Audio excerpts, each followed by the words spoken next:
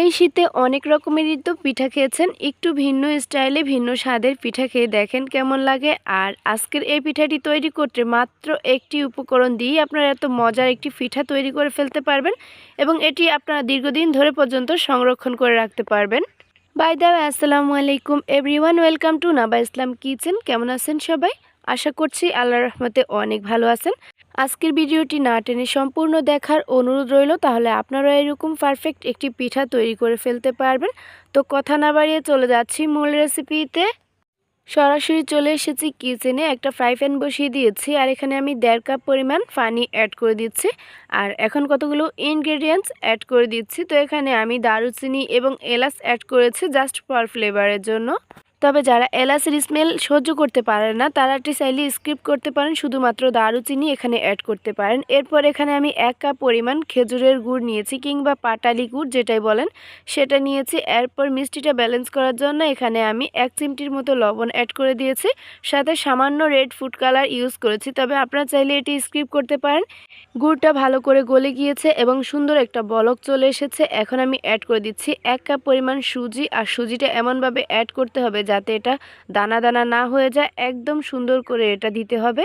তো দেওয়ার সাথে সাথে কিন্তু আমি নেড়েচেড়ে নিচ্ছি। এ পর্যায়ে কিন্তু চুলার আঁচটা মিডিয়াম টু লো হিটে রেখে এটা রান্না করে নিতে হবে সুজিটা একদম সেদ্ধ হওয়া পর্যন্ত। সেদ্ধ হতে হতে কিন্তু সম্পূর্ণ পানিটা এদিকে সুপ করে নিচ্ছে। আর এটা একদম আমরা নর্মালি রুটির আটা তৈরি করতে যেরকম ডো তৈরি করে থাকি সেই রকমই হবে। তো চুলার আঁচটা একদম লোতে রেখেই কিন্তু এই কাজগুলো করতে হবে, তাহলে এটা সুন্দরভাবে সেদ্ধ হয়ে যাবে। ফাইনালি দেখতেই পাচ্ছেন অনেকটা পানি সুপ করে নিয়েছে আর এটা একটু আঠা আঠা হয়ে গিয়েছে।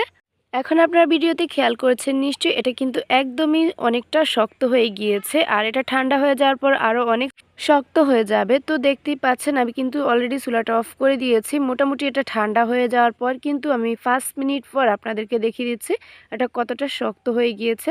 আর এই ফাঁকে কিন্তু আমি দারুচিনি এবং এলাচ যেগুলো দিয়েছিলাম সেগুলো অবশ্যই ফেলে দিতে হবে। তো আপনারা দেখতে পাচ্ছেন আমি কিন্তু এগুলো ফেলে দিয়েছি।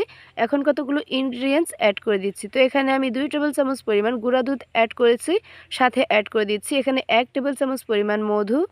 আরও অ্যাড করে দিচ্ছি 1 টেবিল চামচ পরিমাণ কুকিং অয়েল। তবে আপনারা চাইলে এখানে মধুটি স্কিপ করতে পারেন, এতে কিন্তু স্বাদের কোনো রকম হেরফের হবে না। এখন এই সবগুলো উপকরণ আমি হাত দিয়ে ভালো করে মিক্স করে নিচ্ছি।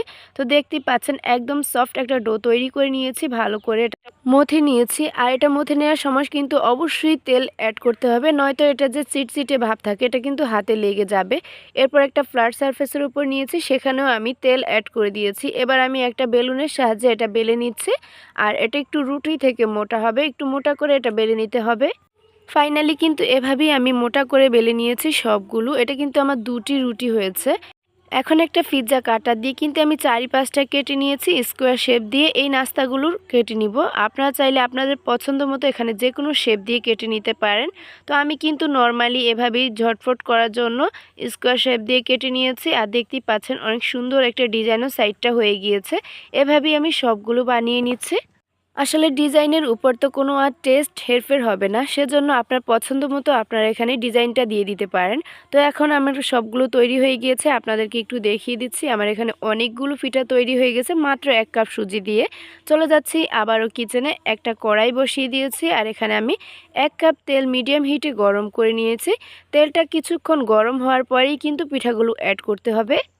এই কথাটি কিন্তু অবশ্যই মাথায় রাখবেন, তেলটা কিন্তু ঠান্ডা থাকা অবস্থায় পিঠাগুলো অ্যাড করা যাবে না, নয়তো ভেঙে যাবে।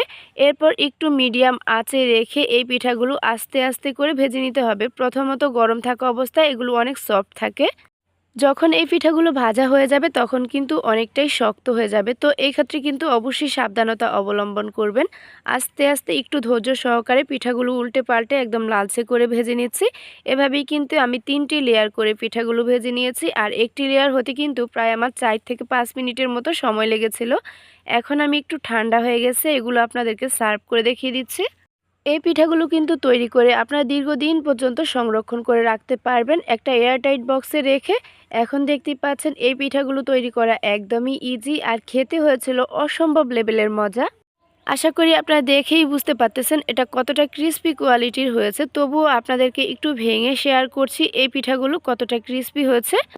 আশা করছি প্রতিদিনের মতো আজকের ভিডিওটিও আপনাদের অনেক ভালো লেগেছে। এখন আপনাদেরকে একটু সাউন্ডটা শুনিয়ে দিচ্ছি।